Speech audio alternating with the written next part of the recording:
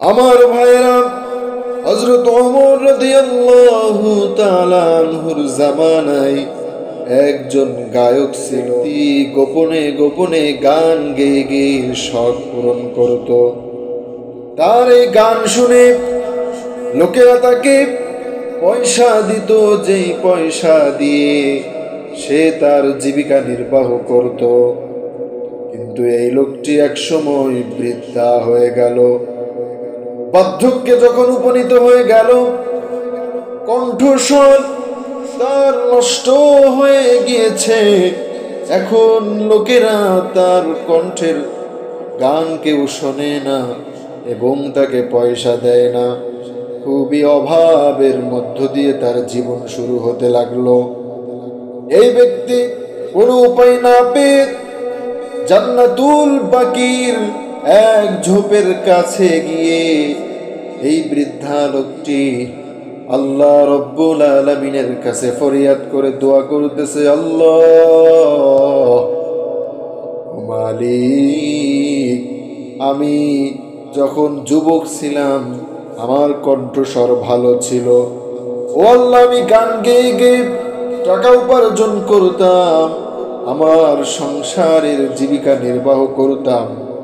রব্বুল আলামিন, এখন বৃদ্ধা হয়ে গিয়েছি, কেউ আমার গান শোনে না কণ্ঠস্বর খারাপ হয়ে যাওয়ার কারণে।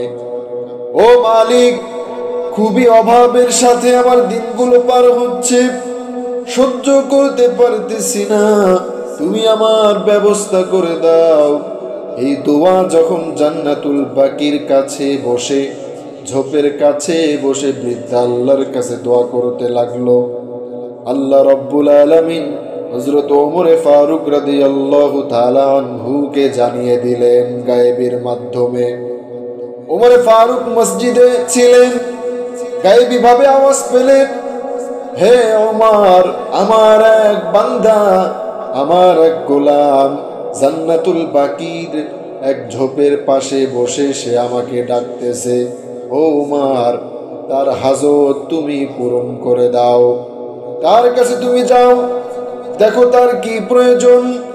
ওমর ফারুক রাদিয়াল্লাহু তাআলা আনহু এই আওয়াজ শোনার পর তিনি মসজিদে আর থাকলেন না, দৌড় দিয়ে মসজিদ থেকে বের হয়ে তিনি জান্নাতুল বাকির কাছে চলে গেলেন।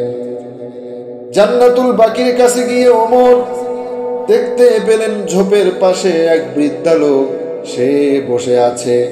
ওমর ফারুক রাদিয়াল্লাহু তাআলা আনহুকে দেখে এই বৃদ্ধা লোকটি সে পালানোর জন্য সে তৈরি হয়ে গেল।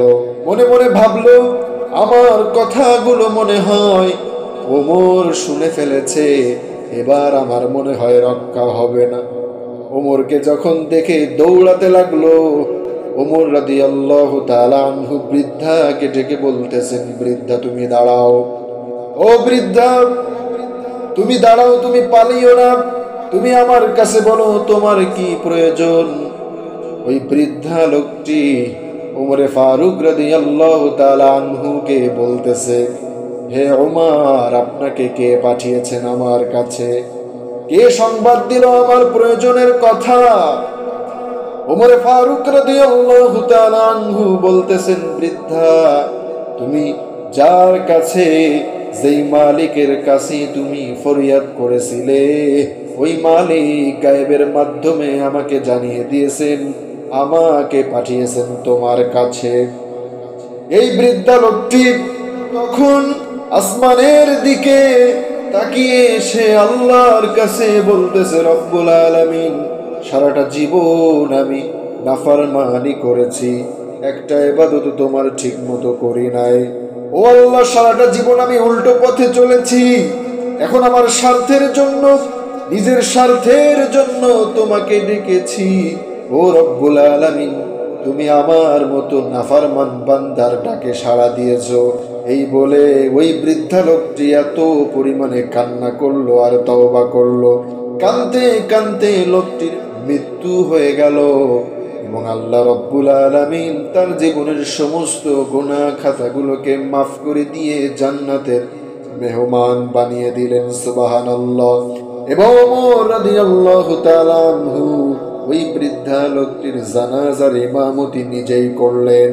আমার ভাইরা, এই ঘটনা থেকে আমরা যে বিষয়টা বুঝতে পারলাম, আল্লাহ পাক রব্বুল আলামিন আমার আপনার জন্য তওবার দরজা কিয়ামত পর্যন্ত খুলে রেখেছে। যে কোনো অবস্থায়, যে কোনো সময় যদি আল্লাহর কাছে তওবা করি, আমরা যদি আল্লাহর কাছে তওবা করি, কান্না করি, গুনাহের কথা যদি পেশ করি, আর যদি গুনাহ থেকে বেঁচে থাকি, আমাকে আপনাকে আল্লাহ রব্বুল আলামিন সমস্ত গুনাহ খাতাগুলোকে মাফ করে দিয়ে জান্নাতের মেহমান আমাদেরকে বানিয়ে দিবেন। সুবহানাল্লাহ।